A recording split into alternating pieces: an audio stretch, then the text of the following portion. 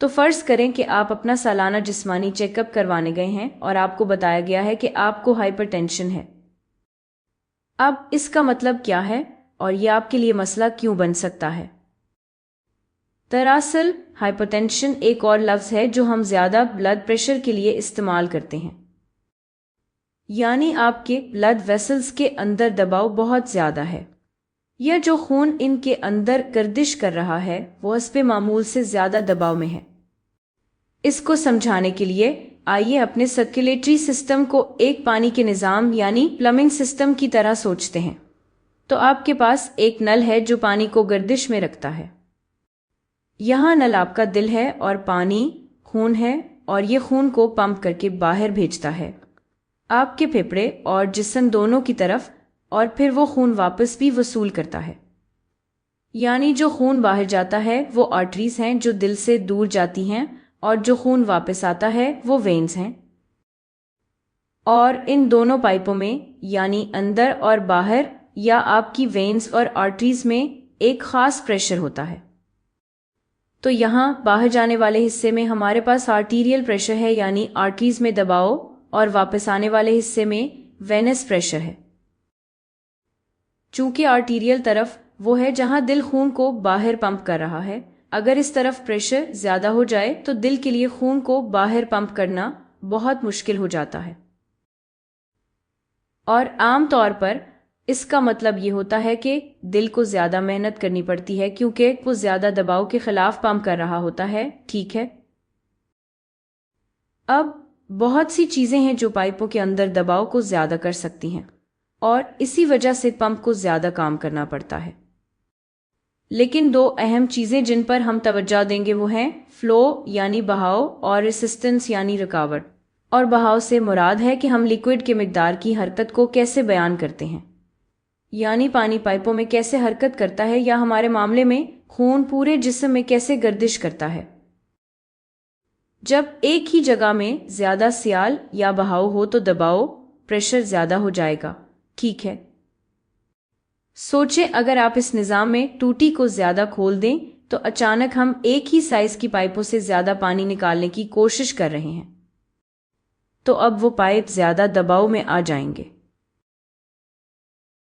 لیکن ہم ٹوٹی کو زیادہ کیسے کھولیں؟ ہم یہ زیادہ بہاؤ یا زیادہ خون کی مقدار پورے جسم میں کیسے گردش کر سکتے ہیں؟ یہ عام طور پر اس لیے ہوتا ہے کیونکہ آپ کے گردے آپ کے جسم میں زیادہ سیال روک لیتے ہیں۔ کیونکہ گردے کے اہم کاموں میں سے ایک یہ ہے کہ وہ آپ کے جسم میں سیال کو قابو میں رکھیں۔ یہ بھی ہو سکتا ہے کہ آپ کی بلڈ ویسلز میں زیادہ نمک موجود ہو۔ سیال یعنی لیکوئڈ ہمیشہ اس جگہ کی طرف جاتا ہے جہاں زیادہ نمک ہو، تو اگر بلڈ ویسلز میں زیادہ نمک ہوگا تو وہاں زیادہ سیال بھی ہوگا، اور اسی وجہ سے نمک والی خوراک بھی زیادہ بلڈ پریشر کا سبب بن سکتی ہے۔ اچھا، تو یہ تھا بہاؤ۔ اب رکاوٹ کی بات کریں تو اصل میں یہ ہے کہ سیال کے لیے بلڈ ویسلز میں سے گزرنا کتنا مشکل ہے۔ جتنی زیادہ رکاوٹ ہوگی، بالکل بہاؤ کی طرح، اتنا ہی زیادہ بلڈ پریشر ہو جائے گا۔ اب اس کا مطلب یہ بھی ہو سکتا ہے کہ پائپوں کے سائز میں کوئی تبدیلی آ جائے، اور یہاں سائز سے میرا مراد قطر یعنی ڈایامیٹر ہے۔ تو جیسے جیسے ڈایامیٹر کم ہوگا، پائپوں میں رکاوٹ زیادہ ہو جائے گی، اور اسی وجہ سے بلڈ پریشر بھی بڑھ جائے گا۔ سوچیں جیسے ایک نلی ہے جو کھلی ہوئی ہے، پانی بس آرام سے باہر گر رہا ہے، ٹھیک ہے؟ اس کو باہر نکالنے کے لیے زیادہ دباؤ نہیں لگ رہا، ایسا ہی ہے نا؟ اب سوچیں اگر آپ اس پر ایک چھوٹا نوزل لگا دیں، یعنی اسے کسی طریقے سے چھوٹا کر دیں، تو اچانک آپ کے پاس ایک سخت قسم کا پانی پھینکنے والا نل آ جائے گا۔ اس کی وجہ یہ ہے کہ چھوٹے ڈایامیٹر والا نوزل پانی پر زیادہ دباؤ ڈال رہا ہوتا ہے۔ یہی بات بلڈ ویسلز کے ساتھ بھی ہوتی ہے، جب وہ چھوٹی ہو جائیں، خون زیادہ پریشر میں آ جاتا ہے۔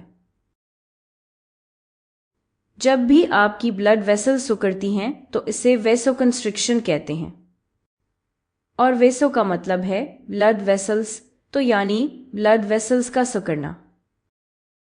جب بلڈ ویسلز بڑی ہو جائیں تو اسے ویسوڈائلیشن کہتے ہیں، کیونکہ وہ ڈائلیٹ ہو رہی ہوتی ہیں یعنی اور بڑی ہو جاتی ہیں۔ اب زیادہ رکاوٹ اس وجہ سے بھی ہو سکتی ہے کہ آپ کی آرٹریز بہت سخت ہو جائیں، جو کہ عمر بڑھنے یا چربی کے جمع ہونے سے ہو سکتا ہے۔ اس جمع ہونے کو اثیروسکلیروسس کہا جاتا ہے۔ تو یہاں آپ کے پاس خون بہتا مل رہا ہے اور پھر یہ ان کا اضافہ ہونا شروع ہو جاتا ہے، یا کبھی کبھی ہم اسے پلیک بھی کہتے ہیں، اور یہ پلیک جمع ہوتا جاتا ہے اور اس کے ساتھ ساتھ ویسلز میں جس سوراخوں سے خون گزر سکتا ہے وہ ڈایامیٹر میں چھوٹی ہو جاتی ہے، اور ساتھ ہی بلڈ ویسلز پوری طرح سے کم لچکدار اور زیادہ سخت ہو جاتے ہیں۔